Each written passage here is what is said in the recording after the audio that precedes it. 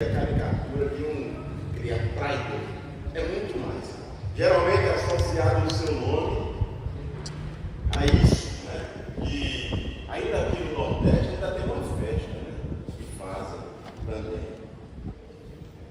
E de vez em quando você anda nas praças, já está um boneco pendurado no poste, nas árvores aí, ou jogando pedra. Caramba, a malhação de Judas, né? A malhação de Judas. Agora, eu queria entrar em detalhes sobre o estereótipo dele, para a gente fazer uma análise mais profunda, até interdisciplinar sobre ele. Primeiro, sobre o aspecto logo de compreender, sobre a questão exegética e teológica, compreender a trajetória de Judas, da luz às trevas, né? Nesse pouco espaço de tempo em que ele teve experiência e contato com Jesus. Também em perfil psicológico e filosófico também sobre as ações e sobre a psique dele também, que levou ele a entender isso. O objetivo é mostrar o perigo da religião formal, sem vida, sem compromisso e sem entrega genuína. O que pode levar, certamente leva a pessoa ao naufrágio da fé. Arrasa com qualquer pessoa e você vai ter um problema sério se não tratar. A nossa lição traz no texto básico, chave, Lucas 22, que diz assim: na verdade, o fim do homem vai, está determinado, mas ai daquele por quem é traído. Ele vai ser traído, mas ai daquele por quem ele vai ser traído. A gente vai tratar em alguns detalhes. O texto de Mateus também, no capítulo 10, versos de 1 a 4, alguém pode ler, por favor, para ele trabalhar já esse item aí, uma alma iluminada, que está aí na sua revista. Uma alma iluminada. Mateus 10, de 1 a 4.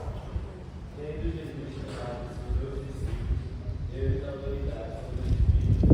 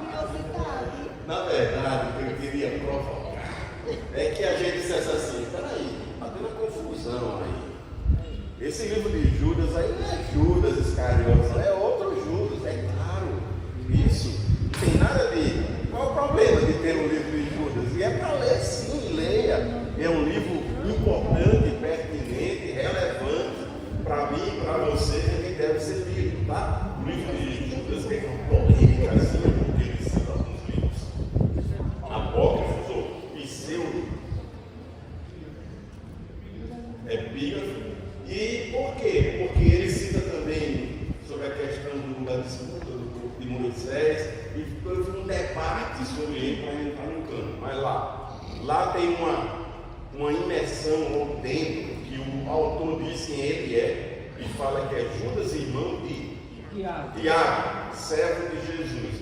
Logo, se Tiago é irmão de Jesus, esse Judas é irmão de Jesus. Não é o Iscariote. Então, sem problema, Lourdes, pode continuar lendo. Todos os irmãos aí, leiam bastante, tá? Não tem nada a ver aí para que não faça essa confusão. Existem mais de 30 citações sobre Judas na Bíblia, muitos outros Judas, além do Judas Tadeu, que é esse que escreveu aí o Evangelho lá. Tem muitos outros Judas. Judas era um nome comum naquela região. A maioria deles é de fato associado a Judas Iscariotes, mas tem diversos nomes aí. Aí vamos lá. Analisando o texto de Mateus que nós lemos aqui, Mateus 1,4, a citação. Judas foi chamado por Jesus e foi incluído no início entre os apóstolos. Ele recebeu autoridade para pregar, para expulsar demônios, curar enfermos. Ele teve acesso direto a Jesus. Ele foi testemunha ocular das mensagens da pregação. Como é que uma pessoa escutou o sermão da montanha, o sermão do monte lá, e ficou desse jeito? Se você pudesse escolher um pregador em toda a história do cristianismo, na vida, nenhum deles se compara ao pregador que Judas ouviu pregando, ao próprio Cristo, que é chamado de o sermão dos sermões, o sermão do monte lá. Esse Judas, ele ouviu o sermão do próprio Cristo. Como é que alguém que experimentou, que ouviu as palavras de Jesus, que viu os milagres, que esteve no barco, o barco prestes a precipitar, a cair ali, viu a multiplicação dos pães, foi testemunha da ressurreição de Lázaro, do filho da viúva de Naim, e tantos outros milagres que Jesus fez, e sobre tudo que aconteceu. Como é que alguém se comporta dessa forma?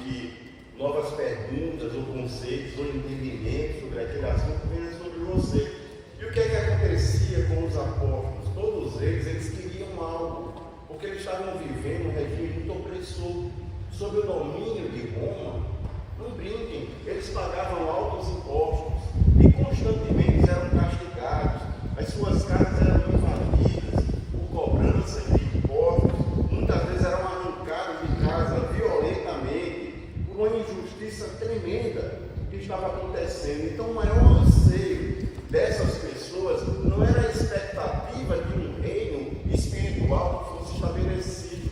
O que eles queriam era ter paz, era ser liberto do regime opressor de Roma, se livrar da libertação política.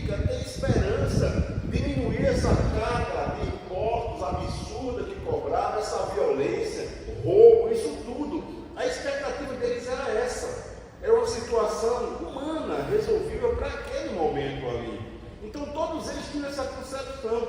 E alguns deles, quando Jesus nos chama para ser um dos 12, a expectativa é pronta. A gente vai montar um grupo paralelo militar. A gente vai se armar agora aqui e vamos fazer nosso reino. E a gente vai estar junto e eu vou ser o tesoureiro do grupo. No caso deles, lá, cada um tem uma função. Imagine Simão, que era um zelote e estava impregnado no sangue, a violência, o sentido de lutar por esse propósito de libertar os judeus da tirania de Roma. Então a expectativa deles era essa, puramente humana. E Jesus, o que Jesus veio implantar um reino espiritual, de perdoar as pessoas e restabelecer a paz com Deus que foi quebrada. E muitos não entendem hoje, as pessoas ainda não entendem. Eu estou cansado de ver as pessoas exaltando questões humanas, aquilo razoável aqui no dia, e esquecem que a mensagem do Evangelho é sobre a implantação de um reino celestial, é de paz e restabelecimento de paz entre nós e Deus, e que é Jesus Cristo, que é essa ponte que nos liga a Deus. Ele veio nos trazer e resolver o nosso maior problema, e nenhum de nós tem condição de resolver, nem ninguém tem condição de resolver. E Jesus veio para resolver isso. O pecado, o problema do pecado. Aleluia. E ele veio resolver esse problema. Então tudo tem que estar centralizado em resolver isso.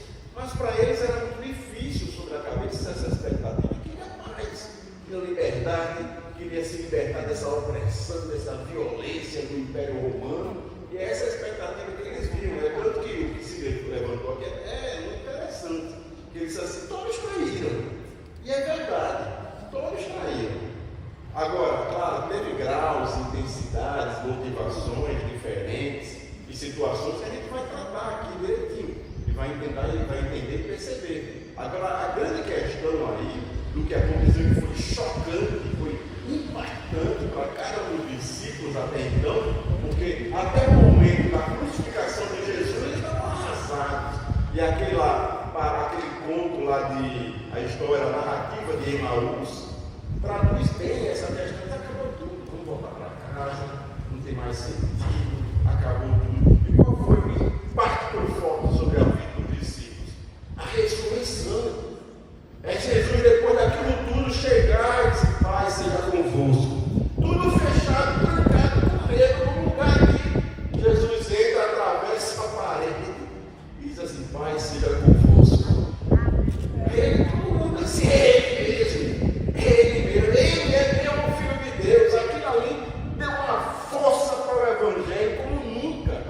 Deu um impacto para eles, assim, surgiu isso aqui. A gente está falando é a verdade mesmo. Ele é Deus mesmo, não é só imagem de sinal. Depois de testemunhar a ressurreição, eles ficaram impactados por aquela mensagem ali. E aí o Evangelho teve uma força como nenhum momento. Disse: se for para morrer, a gente morre, passa pelo sofrimento que for necessário, a gente vai, porque a gente tem convicção daquilo que a gente crê, a gente tem certeza daquilo que a gente crê, em função do que eles testemunharam. Mas no caso de Judas, aí é uns passinhos atrás, porque ele não teve essa experiência de ver Jesus ressurreto. É a questão que não teve. Os outros, todo mundo correu, foi embora. Pedro disse que não ia abandonar e abandonou Jesus. Todos traíram.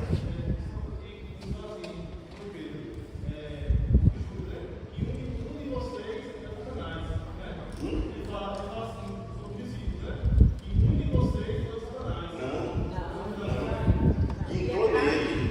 Nenhum de vocês vai me trair.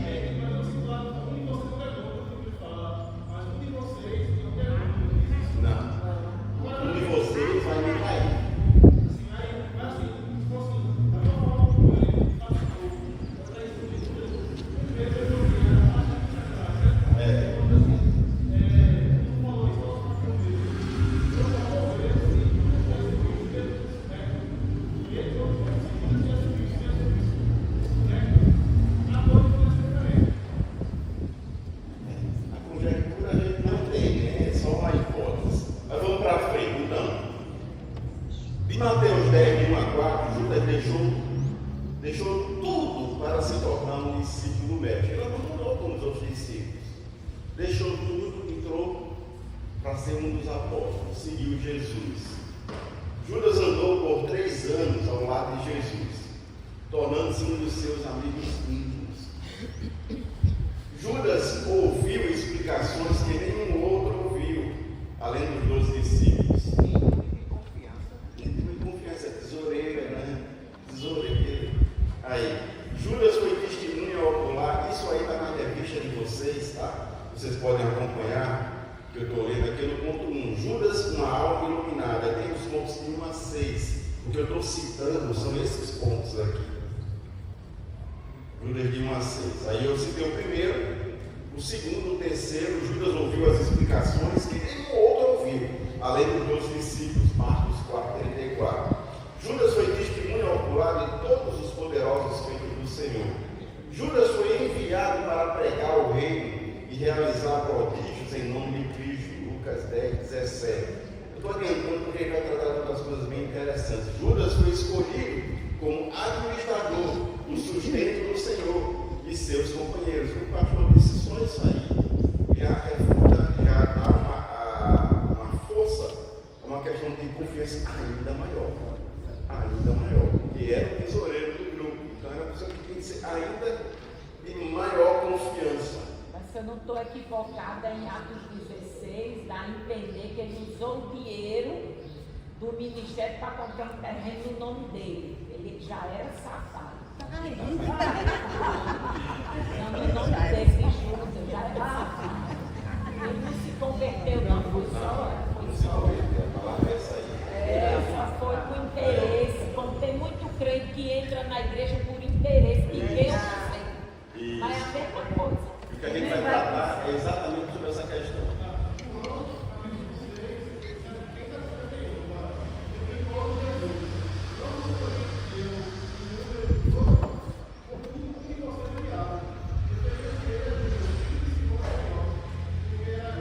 Qual é essa versão que você está lendo?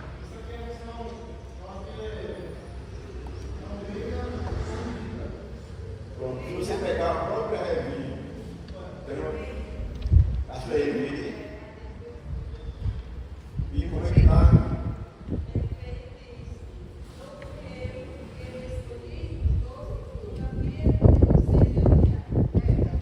Amém, né?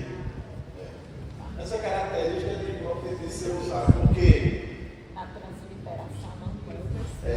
provavelmente. Quando a gente faz a transliteração, ele não. Provavelmente diz isso, de uma maior. Mas vamos tratar daqui, depois eu trato sobre essa questão de tradução, de que vai colocar lá. Então, algumas situações de comentários sobre esses 6 pontos que a gente viu, como Judas como sendo testemunho ocular.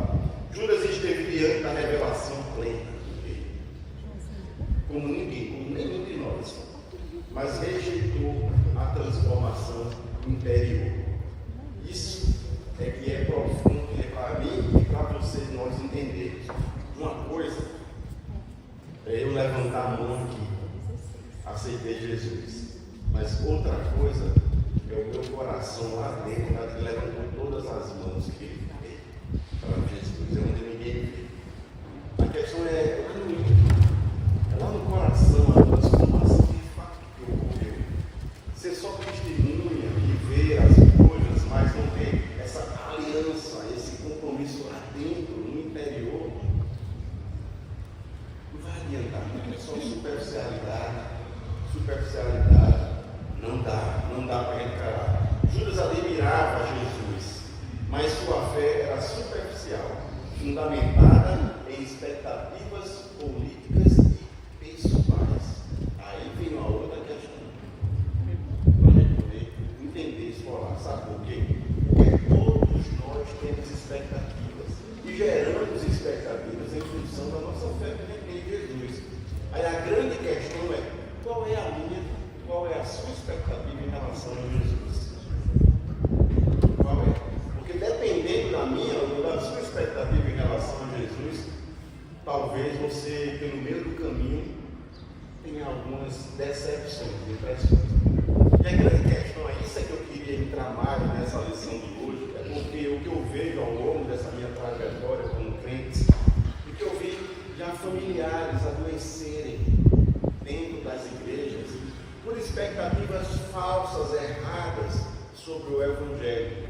E quantas pessoas endurecidas ao longo do tempo que não entenderam ainda a proposta do Evangelho, a proposta de Jesus para a sua vida, e sob o impacto de decepções, de traições, de questões humanas que são coincidentes, se atrapalharam no meio do caminho e adoeceram. Tem uma grande questão que eu quero trabalhar bem com vocês nessa manhã, é para a gente aprender a tratar as nossas emoções e a gente não ser escravo das circunstâncias e situações difíceis que vão ocorrer. Mais cedo ou mais tarde, você vai se deparar com decepções, com problemas humanos, com questões que não gostaríamos que tivesse.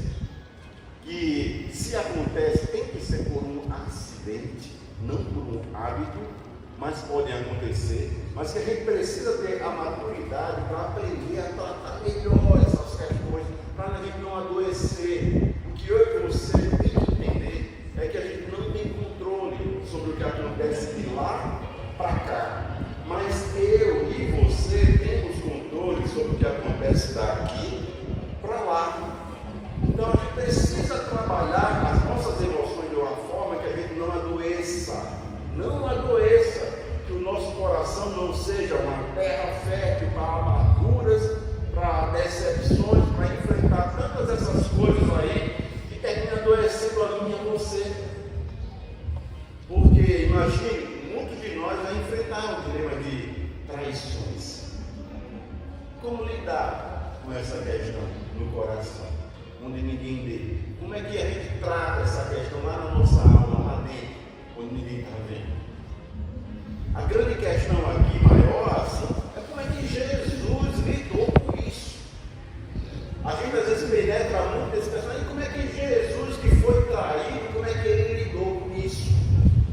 Se fosse qualquer um, talvez muitos de nós aqui, a gente está com um problema sério para tratar, e aí talvez, assim, em outras circunstâncias, talvez você tivesse abandonado tudo, não quero saber mais nada agora eu vou fazer isso, aí decisões horríveis no calor das emoções e decisões erradas, por falta de maturidade, por falta também de condicionamento. Muitas vezes nós temos situações fragilizadas, o ambiente familiar, a forma social que eu fui tratado, não me deu respaldo, não me deu musculaturas emocionais para poder resistir a certos impactos e danos que vêm sobre a nossa vida. E são estruturas que são necessárias e muitas vezes a gente deixar assim, trabalhar na vida da gente, para que essas estruturas sejam robustecidas, sejam fortalecidas, porque no momento em que vier o impacto, aí você resista melhor a esses impactos, porque todos nós vamos passar por situações difíceis. Uma das maiores nadadoras do mundo em água oceânica, ela foi traída pelo esposo e ela simplesmente se jogou e se matou, porque não suportou a traição. É uma mulher tão preparada para o mar, ela não estava preparada para a vida, né? Então, assim, a experiência que eu tenho com mulheres, né, e outras que eram pessoas que a gente sabe se suicidaram, e homens também, que eu e Regis fomos ficou doido por conta de uma traição, e a gente ia para o hospital de louco cuidar dele, para honra e glória do nome de Jesus, ele saiu de lá, porque ele nunca foi louco, né? Porque nós não preparamos o homem para ele ter consciência que ele só depende de Deus e de mais ninguém. Ninguém é seu amigo, ninguém é suficiente, só Deus é suficiente, só Deus é seu amigo e acabou. O meu relacionamento com o Regis é feliz porque está nos pés do Senhor. Isso. Na hora que sair, acabou. Isso. E todas as expectativas que as pessoas fazem, muitas vezes são doentias. Você vai encontrar pessoas desestruturadas emocionalmente que querem de você não só o seu tempo, que querem de você a sua alma. Verdade. Uma dedicação desastrosa, de desconhecimento ou despreparo emocional. Por quê? Por patologias que carregam ao longo do tempo e que é essa carga que suga da pessoa toda a sua vitalidade.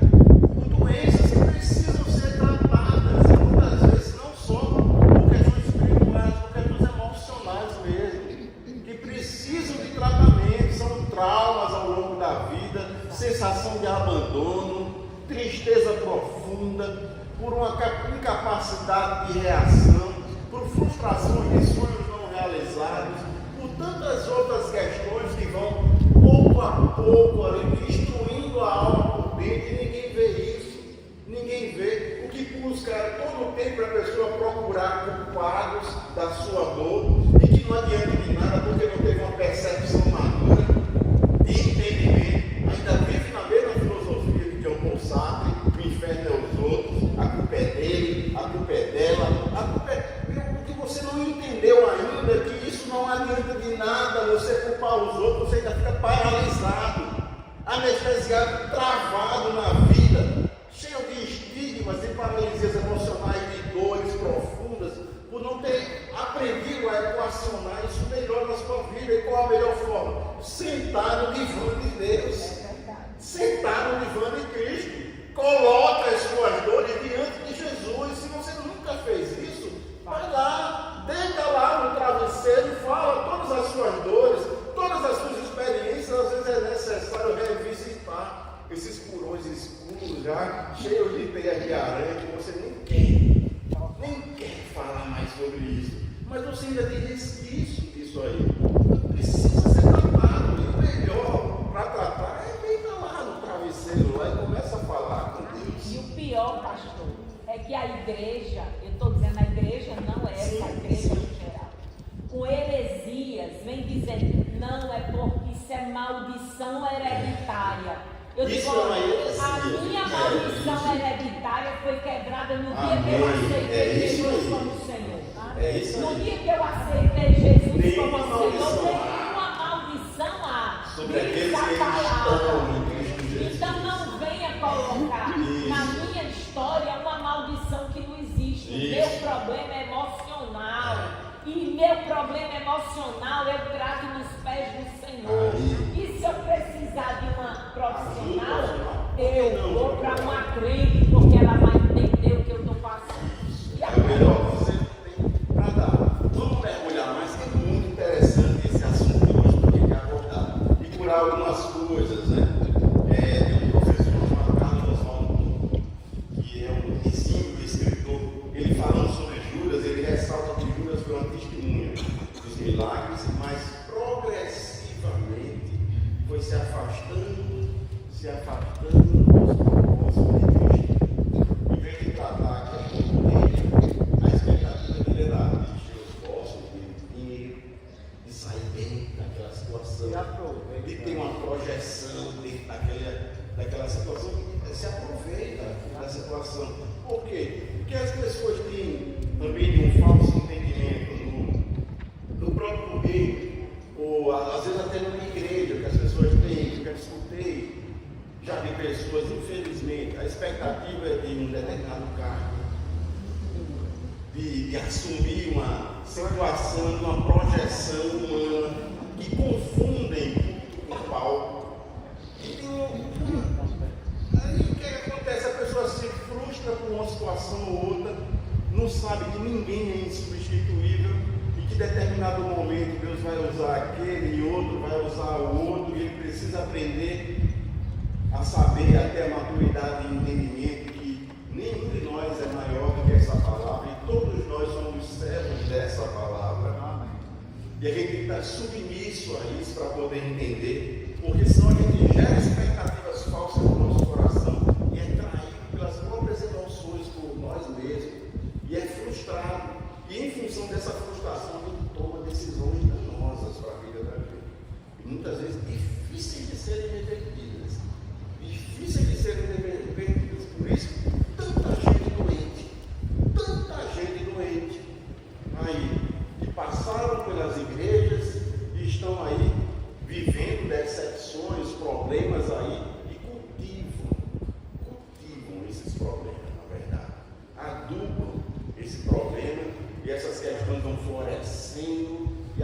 ameaçando as pessoas. Sobre assim, a maldição hereditária, existe uma situação que a gente deve considerar. É que as coisas elas são assim, paulatinamente, você vai recebendo a influência, querendo ou não querendo, de uma tradição, cultura familiar. É muito fácil dizer, meu avô era assim, minha avó era assim, quer dizer, você ainda traz, não é verdade? Você traz um resquício que essas coisas não acontecem de um dia para onde o pai era muito duro com a mãe, a menina não tinha vontade de se casar porque achava que todo marido pode ser igual ao pai dela. Aí via a figura. Então trouxe isso para a realidade dela. Então, para desfazer isso, quando a gente aceita Jesus, para desfazer isso, não se desfaz só no dia que a gente levanta a mão, não. Pastor? É paulatinamente, vai regressa, vai voltando, mas é rápido. Você vai de volta, é o caminho de volta. Aí você diz, não, eu aceitei Jesus, estou curado. Não, nada. Está curado não, mas a cura vem paulatinamente também, mas progressivamente vai. Judas aí, às vezes, Satanás viu que ele tinha algum problema com dinheiro, com projeção. Ele estava ali, se aproveitando daquela ocasião ali, Jesus sabia que ele era, mas Jesus mostrou que o amor dele é muito grande, ter a paciência com ele. Mas essa situação nós temos que tratar. Então, tem muitas pessoas que precisam vencer, e vencer não é fácil. Você vencer, atacar um problema, atacar o outro, e você ter essas coisas, como eu disse, reflete no casamento. Né? Reflete no casamento. Essas brincadeiras que tem, a mulher manda o marido manda a mulher, aquele negócio todo, isso aí tem um fundo de verdade. Certo? É que muitas vezes a mulher não entende aquele fato que ele disse que ela tem que ser humilde, né? Submissa. Né? Então, até enquanto ela não entende o que Paulo queria dizer ali, ela queria, não, submissa, que história, não quer, né? Por quê? Por causa da história da vida. É diferente, é subjugada.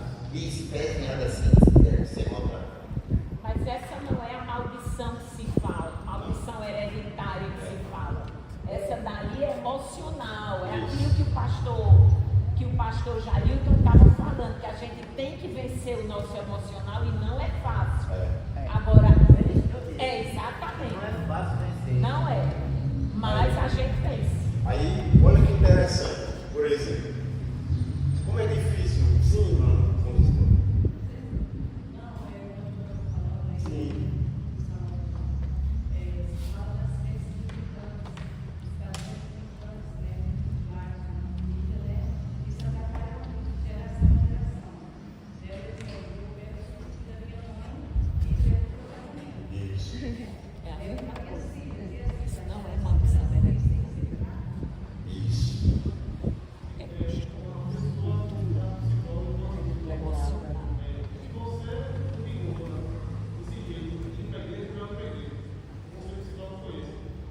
Por isso que a pastora bacana, e isso é importante, é relevante para você procurar. Talvez eu, você, em algum momento a gente precise de uma ajuda profissional.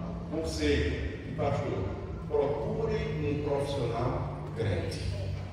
Procure um profissional crente, porque essas orientações são absurdas. Agora, olha que coisa interessante. Jesus escolheu 12. Será que Jesus não sabia quem Judas era? Isso, com certeza sabia. Agora, olha que interessante, mais ainda. Dos 12, Jesus sabia que Judas tinha essa inclinação de dificuldade de trabalhar com dinheiro. O que é que Jesus faz? Pega o dinheiro e está. Olha como isso levanta, cara. Olha como isso levanta uma situação. Sabe por quê? Porque as feridas que nós temos, as dificuldades que nós temos de tratar, tem que ser tratada nesse campo. O que Jesus está dando aqui, não estou lhe dando uma oportunidade da gente tratar essa questão, essa dificuldade que você tem.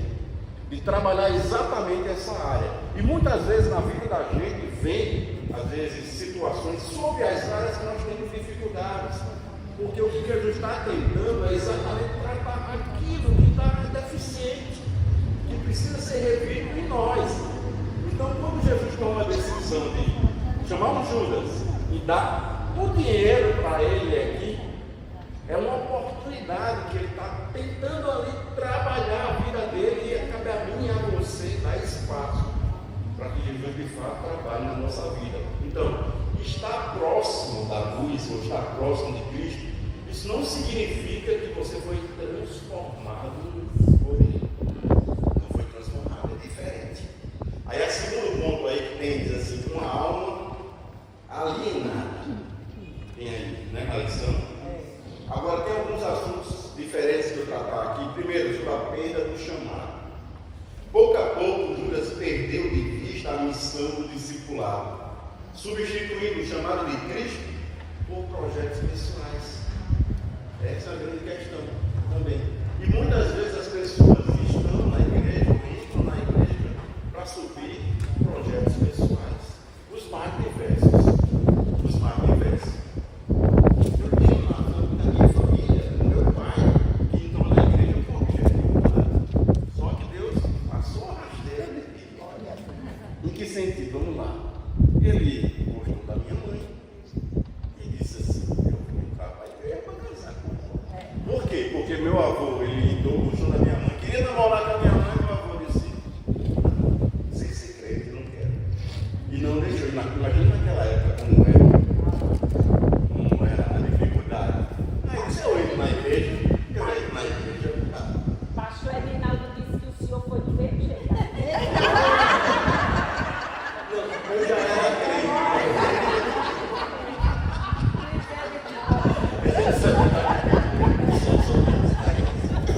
Até quando a missionária estava vindo na aula, a missionária só não sabe o que ele disse. Ele disse que eu só entrei para a igreja porque eu amava muito Jesus. E não é não, ela disse assim: não, mas a pessoa não entendeu. Eu terminei casando. Ela começou a rir dentro do carro. Mas no caso lá do meu pai, ele foi com esse objetivo mesmo de casar com a minha mãe. Aí disse: eu vou para a igreja. Eu vou para a igreja. Foi para a igreja, disse: é para levantar a mão, eu levanto. Começa a caminhar, eu vou: não é assim, tem uma caminhada ainda. E foi, ele persistiu até casar com a minha mãe. Até casar com a minha mãe. Mas expectativa é diferente. Esse eu estou brincando e dizendo, mas tem gente que nutre expectativas sérias e distorcidas sobre o Evangelho. Não buscam um sentido de adoração, de conversão de verdade. E muitas vezes esses projetos se frustram. E como é que a pessoa fica? Fica arrasada. Eu já conheci histórias do contrário. Sabe de quê? De contrário, como assim? A menina estava louca para namorar com ele. E ele querendo namorar com ela.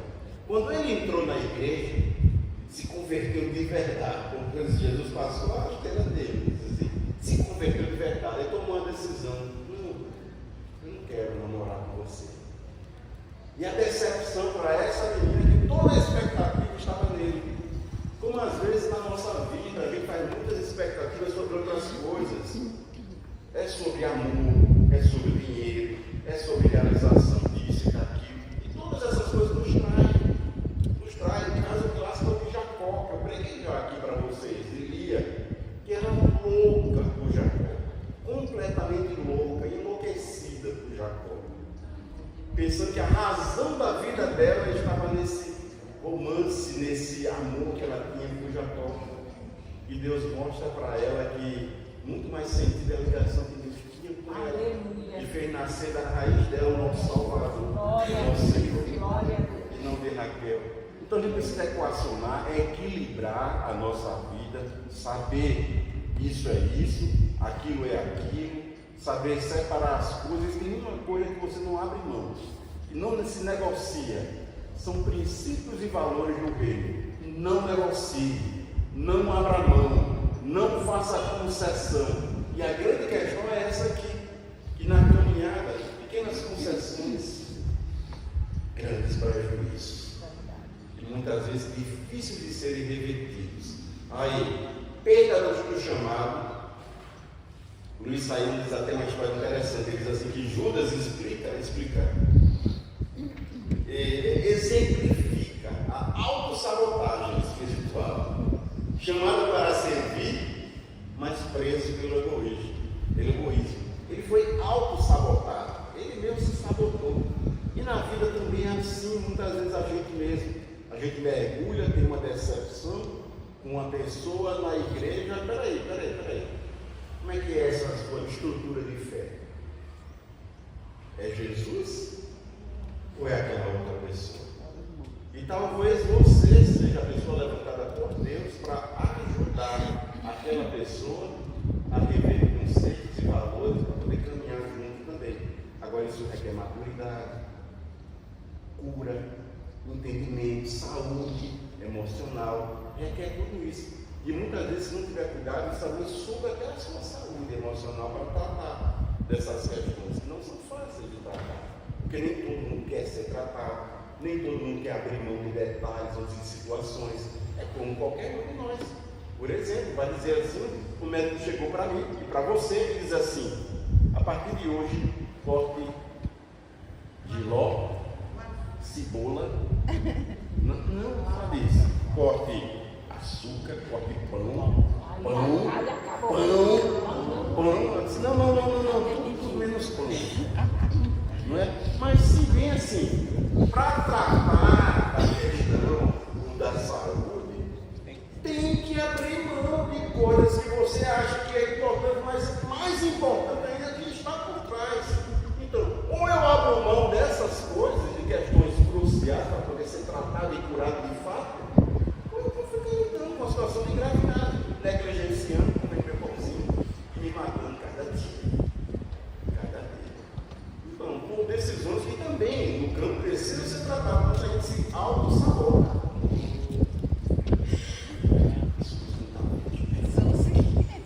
Estou me auto-sabotando, né? Não precisa ela ver. Não precisa ela ver. Eu mesmo estou sendo danoso para mim mesmo. Tem que me amarrar para colocar.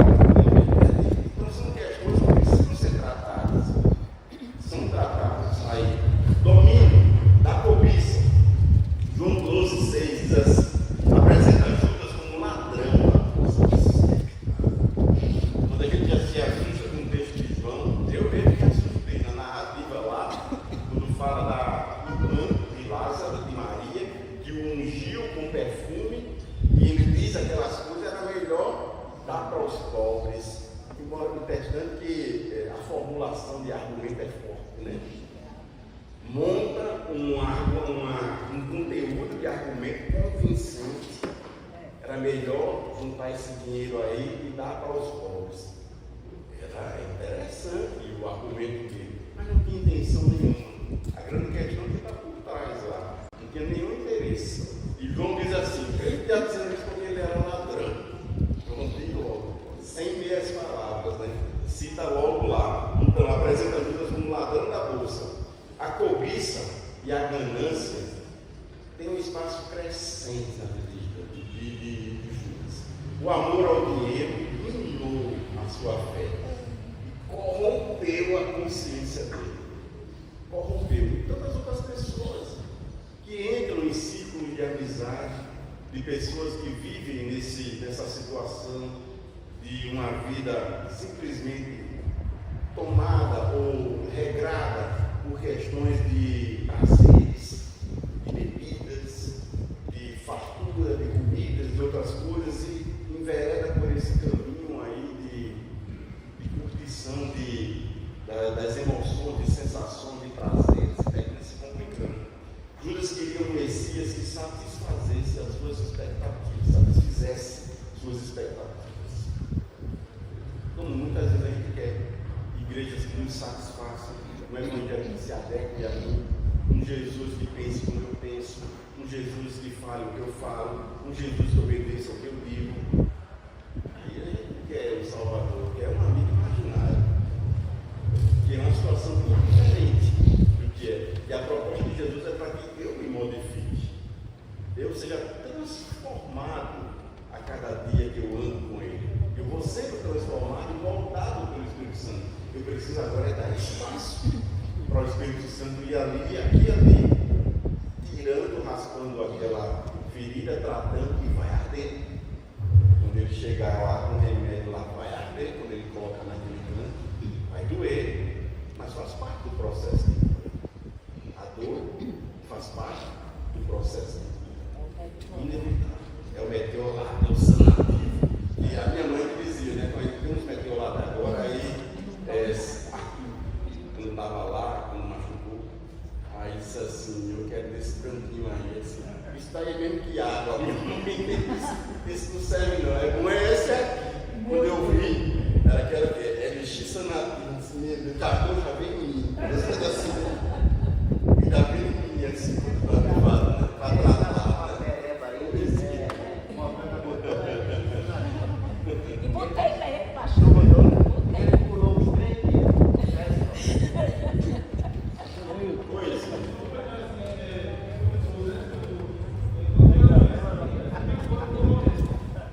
Ai, meu Deus.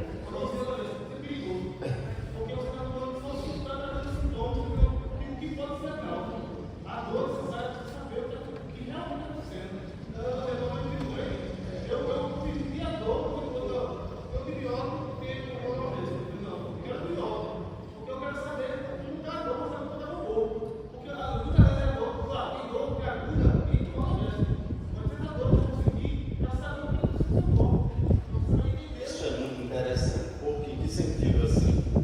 Quando acontece, às vezes o corpo dá sinais para nós, e muitas vezes as enfermidades que nós temos, as origens delas muitas vezes são emocionais.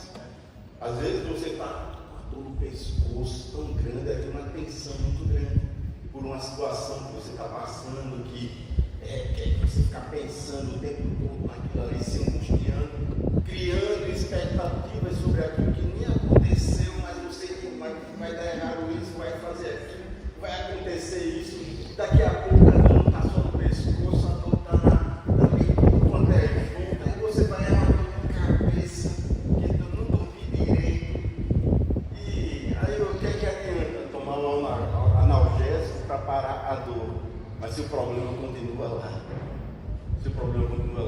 o que a gente tem que aprender é curar, tratar a nossa alma.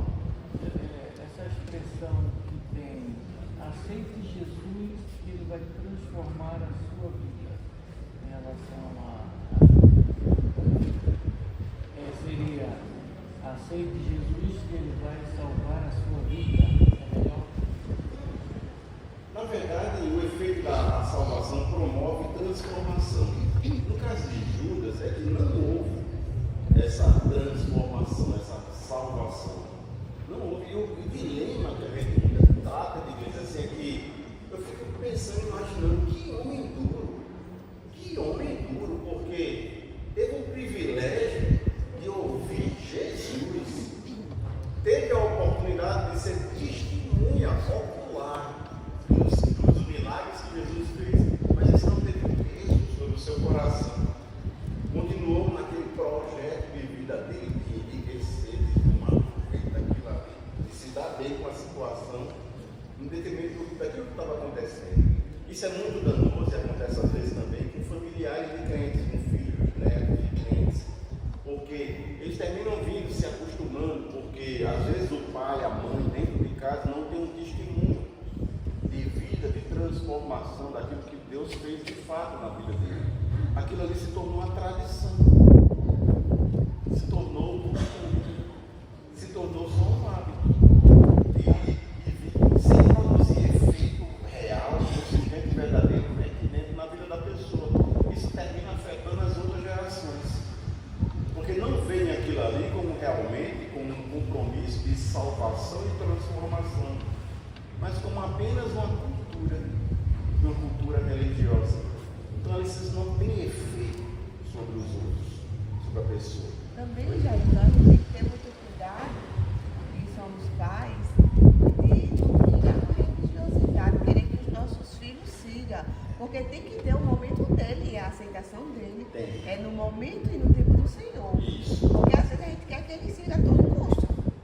Porque criamos, educamos, e aí, quando eles decidem procurar outras coisas. Eu acho Tem que que a lidar. metodologia que a minha mãe usou quando eu era criança não deu certo com meu filho. Resolvi não usar lá. Mas, quando eu ia para a igreja, aí eu sentia um negócio estranho em mim. Não era o Espírito Santo, era uma dúvida. E pra gente tá bem mastigado agora, né, pastor?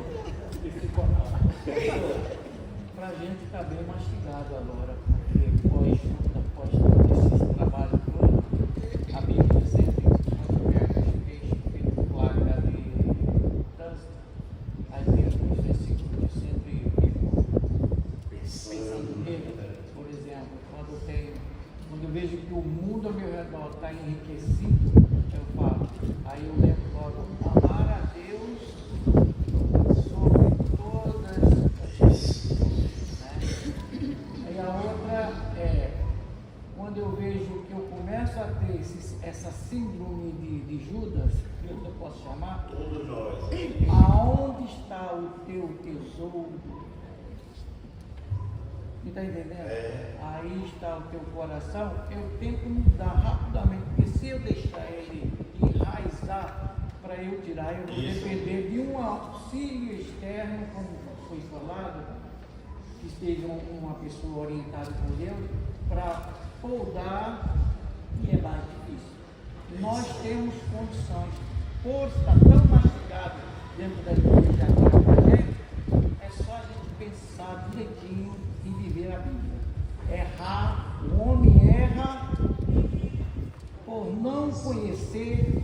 Isso é escritura. Olha, quando eu abro cada folha da Bíblia, eu abro com uma concentração que eu tenho que viver ela, não porque eu tenho que aprender ela.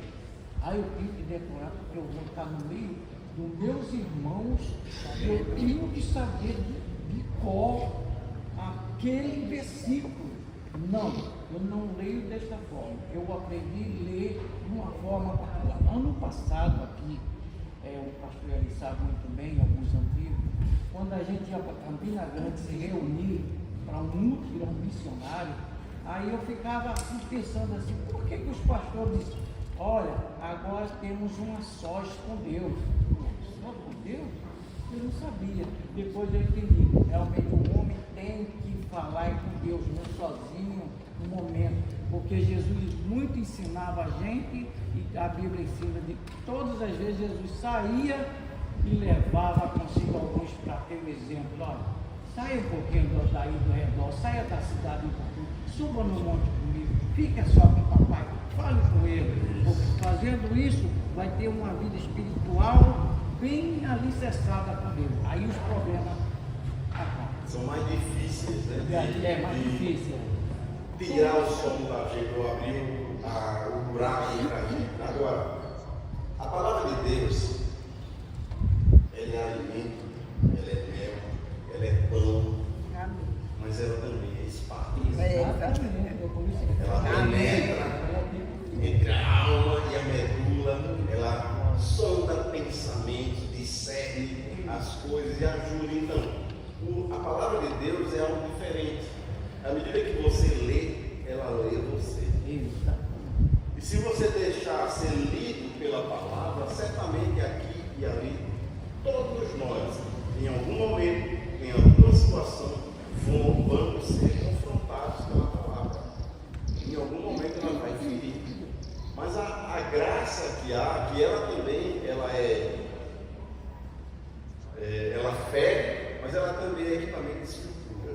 Ela também cura a nossa alma e nos ajuda a restaurar a nossa vida. Agora, Judas vendeu a alma dele por 30 moedas, né, conforme está em Mateus 26, que a gente vai estudar. A gente está em Mateus 25. Próxima quarta-feira a gente vai entrar na parábola das 10 virgens. A gente já está chegando nos últimos dias, já se aproximando desse momento em que Judas vai trair da última ceia. Está chegando no momento final lá. A traição das 30 moedas é o clímax da alienação. Aí é demais, é a gota d'água, sabe? E sair do meio lá, daquela situação toda, aí você vai ver como Jesus disse assim: o que tens para fazer, vai e faz na pressa. engraçado é que ele diz assim, o que é que vocês têm para me dar na negociata? Né? O que é que vocês têm para me dar? E eu já vi tanto isso. Pastores chegar para mim e dizer, o que é que você tem para me dar? E aí toda vez eu me lembro disso, eu digo, nada. É isso mesmo, porque é o cúmulo de alguém chegar e tentar negociar.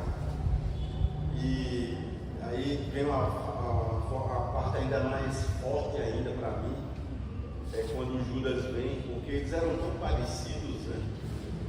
Para todo mundo, os guardas de Jesus e Judas estabelece, o planeja, faz uma estratégia. Aquele que eu beijar, esse é aquele que é Jesus, para os guardas, para ser identificado. Agora, o que ele não contava é com a palavra demolidora de Jesus, para arrasar tudo. Como é que Jesus recebe ele?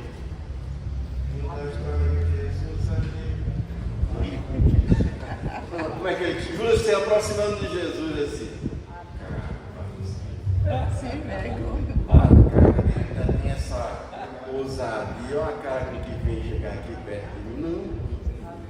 Impressionante. Por isso que eu falei que é bem moledor. A palavra de Jesus é certeira, é cirúrgica, é penetrante, assim, ele diz assim. Amiga, a quem vieres? Assim, o que é que você está fazendo? Amigo, o que é que você está fazendo? Ainda é o último. Jesus aproveita até o último instante de contato que tem com os dois para pregar. Para pregar, que é uma pregação muito forte, dizendo, amigos, e desce. Não faz isso não. Não faz isso não. Muito amor. Não faz isso. E ele ainda tem coragem de ir. Isso foi tão forte para ele. E aí agora tem só falou a chuva dele, certamente, porque isso é um soco no estômago dele. E só que ele não soube equacionar na sua vida essa questão. Dali, alguns dizem que na verdade não é arrependimento, é remorso. Né? A maioria das pessoas tratam assim, sobre questão de remorso. Ele saiu dali moído, realmente, sem saber o que fazer da vida. Aquilo desnorteou ele. Ele não entendeu a pregação, a mensagem de Jesus, que foi certeira para a alma dele, e não conseguiu lidar com esse grande dilema na sua vida. Como muitas vezes nós também não conseguimos lidar com certas situações de nossa vida. Isso é equacionar, como equacionar dores, questões profundas que acontecem em nossa vida. Como é que a gente lida com a situação, às vezes, de uma pessoa querida nossa, que lida com a situação de uma traição? Essa parte de Jesus, a presença de Judas e do pessoal, eu fiz uma apresentação, eu fiz uma interpretação da peça aqui, teatral, e os irmãos de Pastor Eli eram os guardas. Eu não sei, eu ia trazendo, né, o Judas, não vinha acompanhado com o Judas. Aí eu cheguei para ele e falei assim, aquele que eu prender, beijai. Eu inverti. Mas como Jesus dissesse, era preciso prender ele. Peraí, deixa eu beijar ele. Aí ele falou, aquele que eu beijar ainda tem. Aquele que eu prender e beijar ele. Beijar ele não vou falar. Ele invertiu o texto. Edilene, Iago está dizendo que não era nem nascido mesmo. Que ele estudava comigo. Agora, a gente vai começar a trabalhar agora. Desculpe o tempo, mas é uma coisa preciosa. A gente precisa discernir sobre isso, de questão de Judas. Que é o que ele vai trabalhar? Pronto, Judas traiu Jesus por 30 moedas. Agora, aí eu venho a pergunta, ele vai trabalhar agora. Mas ele traiu porque ele tinha que trair.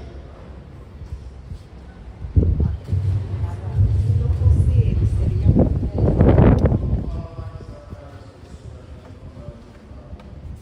Como é? Como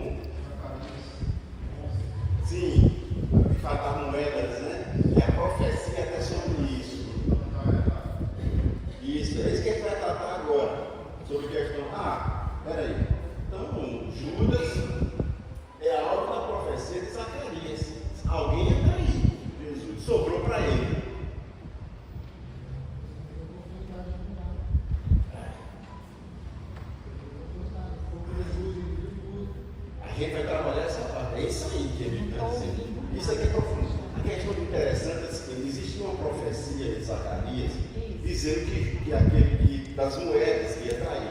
Então a gente associa, existia uma linha já traçada, alguém ia trair. Alguém ia trair. Aí as pessoas dizem assim, mas isso aconteceu porque alguém tem que trair. E olha como eu vou tratar essa questão agora, falando da questão. Isso foi do Sanché, diz assim, mesmo dentro da soberania divina, Judas foi responsável pela sua escolha. Ele tinha o livre-arbítrio de dizer não. Ele tinha. Mesmo dentro dessa soberania, a decisão de Judas não foi súbita, mas ela foi planejada, maturada, durante muito tempo. Grandes quedas não acontecem assim. Grandes quedas começam com pequenas concessões, com pequenos tropeços. Aí vai acontecendo a ruína, as coisas difíceis. Puxando para nós, como aqui na lição fala, que nós cremos, que estamos sendo fiéis. A história, quando traiu Jesus, foi pior porque foi ofertas dizimadas a Deus. Essa é uma parte muito forte. E para nós crentes, quando a gente lê essa lição, eu me peguei muito nessa parte. Quando a gente, nas nossas ofertas, porque quando eu recebo meu salário, eu digo, obrigado, meu Senhor, que eu saiba cuidar desse dinheiro.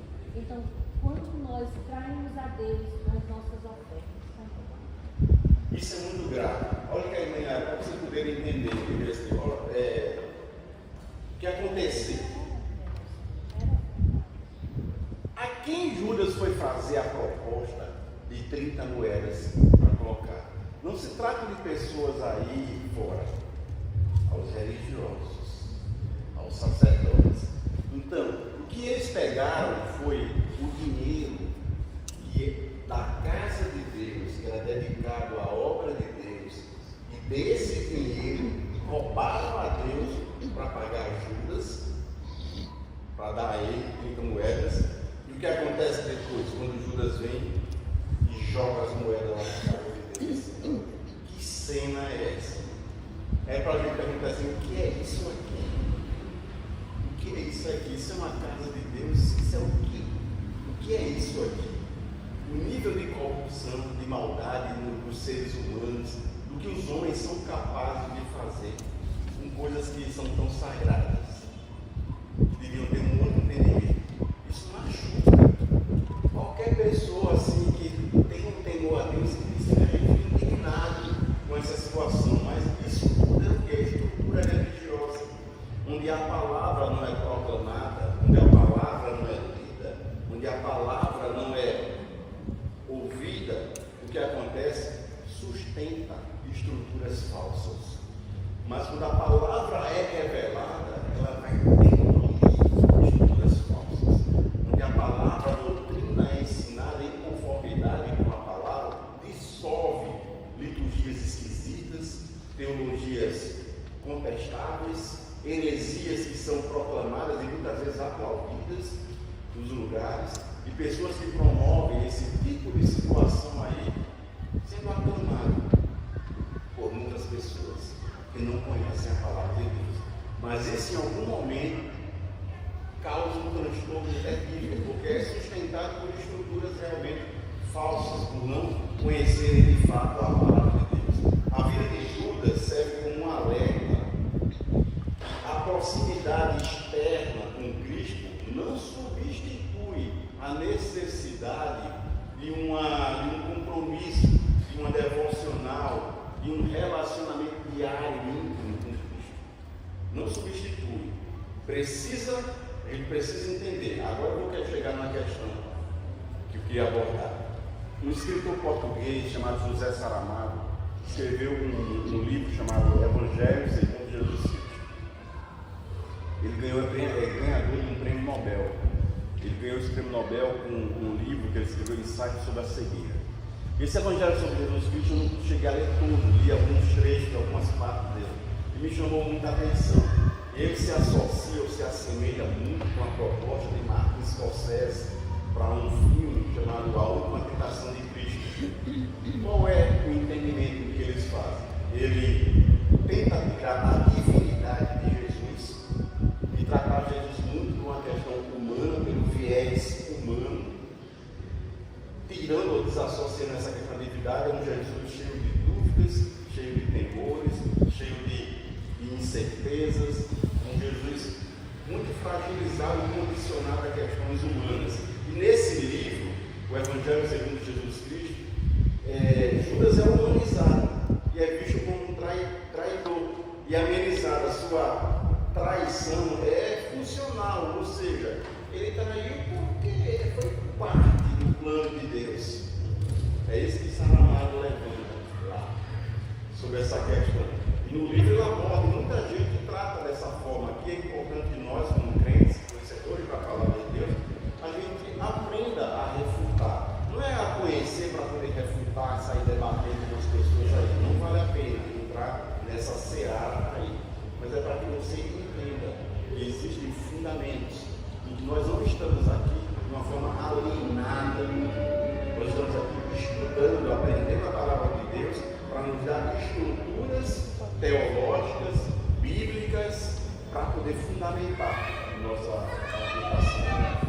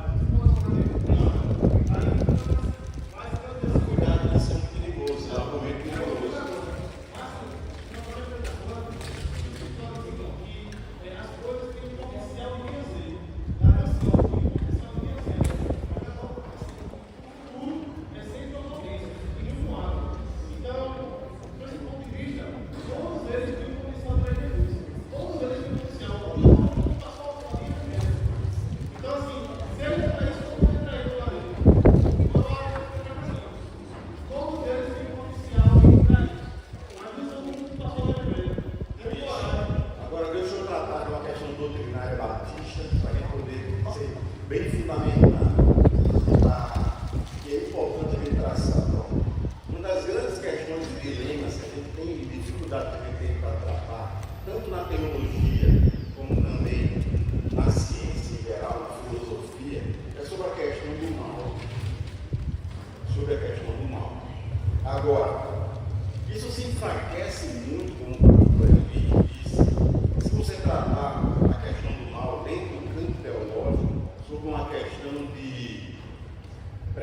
inclinação. Deus disse que ele tinha que trair. Isso me enfraquece muito. Fulano é predestinado a ser prostituta, fulano é predestinado a ser órfão. Exato, isso enfraquece muito. Agora, por que eu estou querendo também falar isso? Para nos doutrinar, nos ajudar a fundamentar uma doutrina da Bíblia, uma doutrina livre-arbítrio. Isso sim tem uma força, uma potência muito grande para poder argumentar sobre a questão do mal. Na linha da soberania divina, Judas tinha, como Emílio falou, em todo tempo de dizer assim, não. De dizer não, tem um livre-arbítrio que Deus a ele. Então isso dá uma força muito maior de conhecimento. E por que eu estou falando isso? Porque a doutrina da predestinação está muito em evidência ultimamente. Muito evidente por bons pastores aí que falam bem, eu vou fazer menção em comentário aqui. Mas para que você fundamente entenda que a sua igreja é uma doutrina muito sólida, inclusive que dá entendimento e força para poder você ter uma argumentação muito sólida sobre a questão de fé. O livre-arbítrio é algo assim brilhante, um entendimento de, quem sabe um dia a gente trata melhor sobre essa questão de livre-arbítrio e predestinação em alguma situação mais para frente, para penetrar mais sobre isso aí.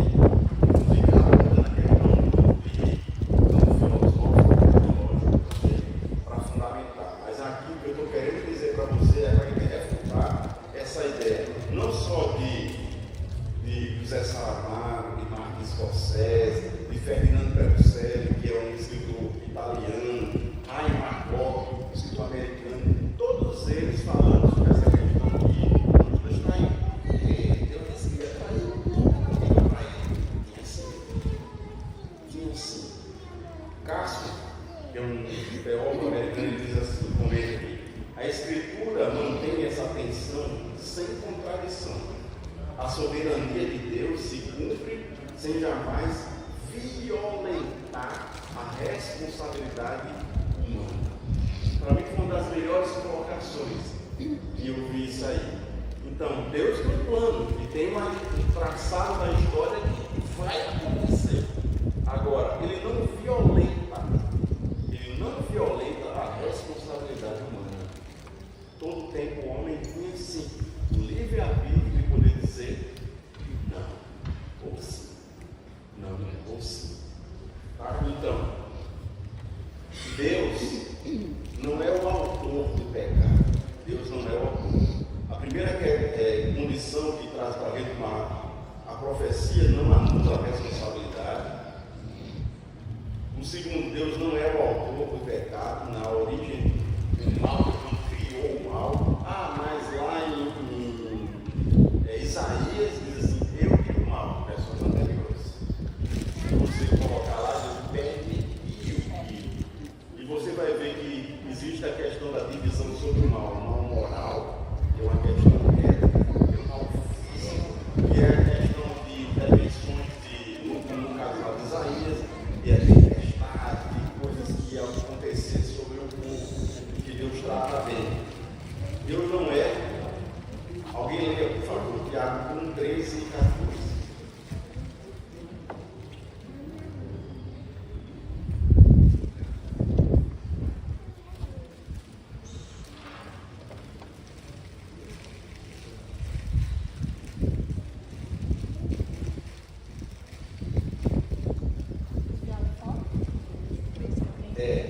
Tiago 1, 13 e 14.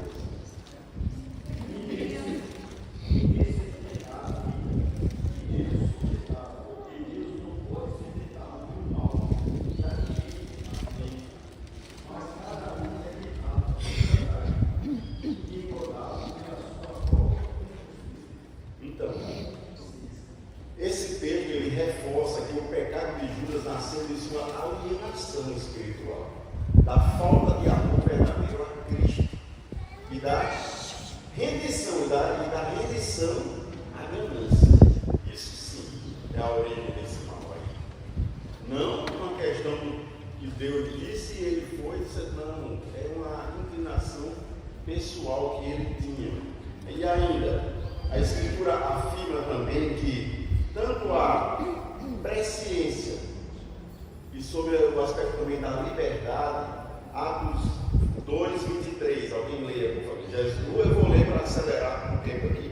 Jesus foi entregue pelo determinado desígnio e presciência de Deus, mas Pedro acusa, vocês o crucificaram. Interessante isso, né? Jesus foi uma providência divina, mas Pedro acusa ele de terem matado Jesus. Mas Jesus, desde o momento, ele sabia que ia morrer. Mas, no entanto, assim, eles tinham a opção de mandá-lo ou não para a cruz. Eles tinham essa liberdade. Aí, N.T. Wright diz assim que lembre-se que a soberania de Deus não é um teatro de marionetes. Deus, em seu amor e sabedoria, escreve a história mesmo através de escolhas humanas, boas ou más. Ele consegue dar entendimento à sua história mesmo diante das escolhas humanas, sejam elas boas ou más. É aquilo mesmo que a soberania de Deus, ela não atropela a escolha humana, o livre-arbítrio humano. E sobre esse aspecto a gente tira toda essa teoria por terra. Eu já falei que tem que trair, tem uma profecia e alguém tem que trair, não foi ele escolhido, não. Existia um plano soberano de Deus que alguém ia fazer isso, mas Judas tinha a escolha. Deus não atropela a sua individualidade, o seu livre-arbítrio. Ele escreve a história, mas não atropela. Atos 2:23.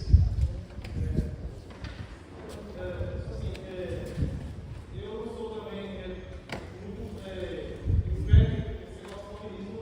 mas uma coisa que eu comunista, defende que o livre-arbítrio teria a soberania de Deus. Eu não vejo por esse lado, perdoe. Como eu disse, não é uma forma mais simples que posso explicar. É assim, Deus, o seu benevolência, dá a oportunidade da escolha ao homem.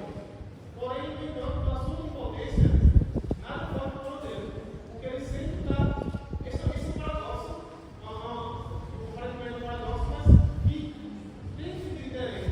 Porque, quero dizer, Deus é benevolente e dá a escolha. Deus é benevolente da escolha, porém é tão poderoso que nada pode contra dele. Então, eu vejo isso no futuro. Ele dá a escolha, dá a verdade, dá a força do poder. Isso denota o amor, a benevolência e o poder dele. Eu vejo por esse lado. O que se a gente vê assim é porque, primeiro, o que a gente está entendendo, o que a gente está estudando, o que a gente está fazendo aqui? A gente está estudando sobre alguém que é muito, não é muito, que é o próprio poder, que é o conhecimento, que é toda a ciência. E a gente está reduzindo Deus para se fazer, para que a gente entenda ele. Primeiro ponto que a gente está tratando, a gente está reduzindo para que a gente entenda ele. Por isso que é tão abrangente, por isso que é tão complexo, é tão diverso. Eu queria que aqui fosse tratando dentro da igreja, que não fosse tão simplista, com questões que são tão abrangentes e tão fortes sobre a vida. Não é fácil entender a questão da soberania de Deus em paralelo com o livre-arbítrio. E não se trata de uma questão só, por exemplo, de caixinhas que as pessoas às vezes estabelecem rótulos assim: você é calvinista, você é arminiano. Não é nenhuma coisa das caixas. Porque vai ter momento que você vai ser contra questões arminianas. E vai ser momento que você vai ser a favor de questões calvinistas. Tem ponto, esse ponto interessa. Diz assim, eu quero Bíblia na minha vida. Agora, não no sentido de uma ignorância teológica e abandonar conhecimentos e isso aí. Isso não é terrível. Isso atropela qualquer pessoa e conduz a gente por caminhos que talvez a gente não consiga sair deles. Né? O caminho não é a ignorância, é o entendimento da palavra de Deus. Jesus frisou isso. E para entender a palavra, não tem outra alternativa. Tempo, estudar, buscar a Deus, ler. E o conhecimento ele se desdobra. O que é que a gente vê a cada dia, quando você pega um assunto e diz assim, não existe, esgotei esse assunto. Quando me assusta isso. Me assusta, porque se estudar aquilo ali, isso aqui faz assim, se transforma em muitos outros que você diz, não tem fim não.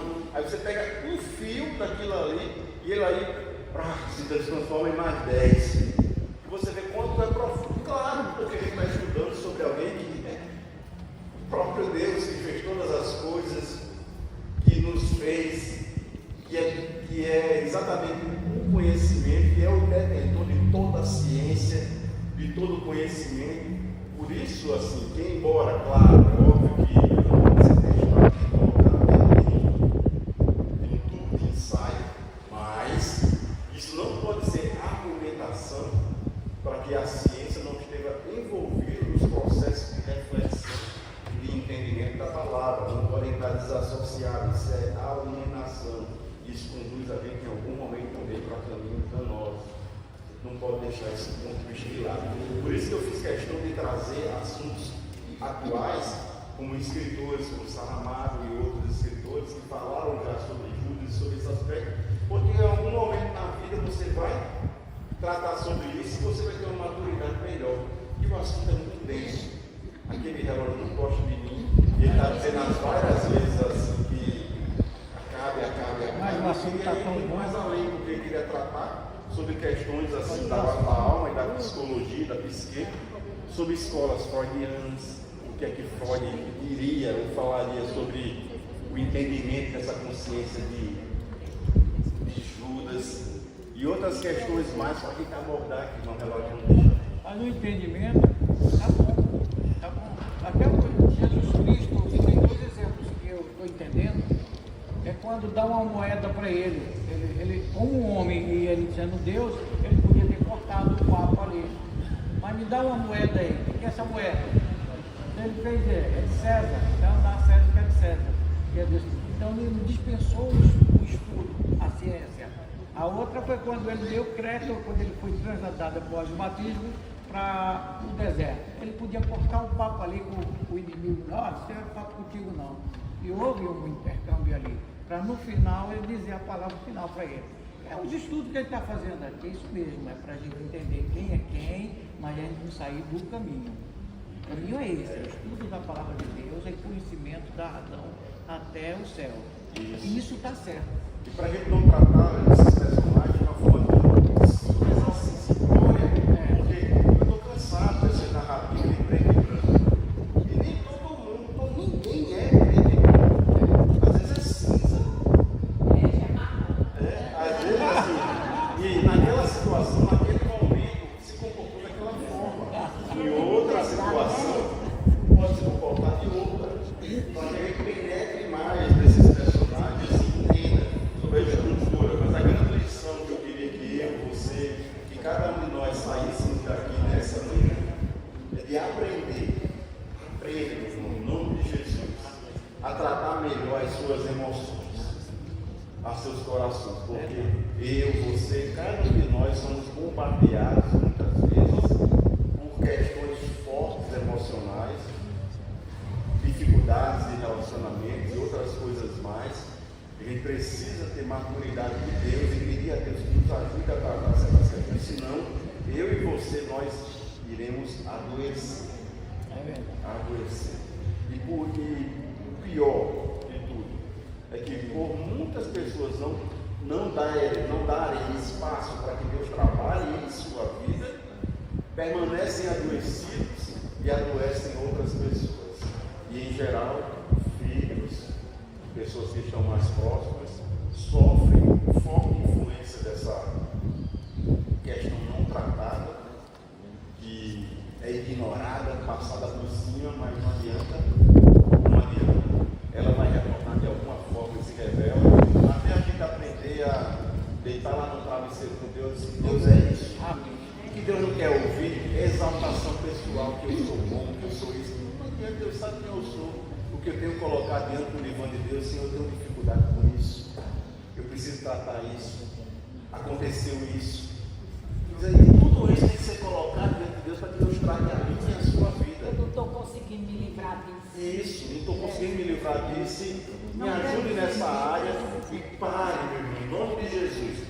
Pare com esse negócio de culpar os outros.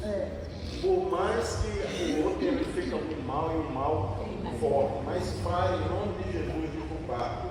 Em vez de ficar culpando e ficar paralisado nesse tempo aí, nesse momento, olhe para diante, reinterprete o seu passado sob a luz do Espírito Santo e sob a luz da palavra, para que você possa viver o seu presente sem tanta dor, ou sem tanta influência dessa dor, e possa olhar para diante e ver um futuro ainda promissor para a sua vida, para que a vida você consiga resgatar ainda cor e sabor dessa vida, apesar de tudo que você já falou.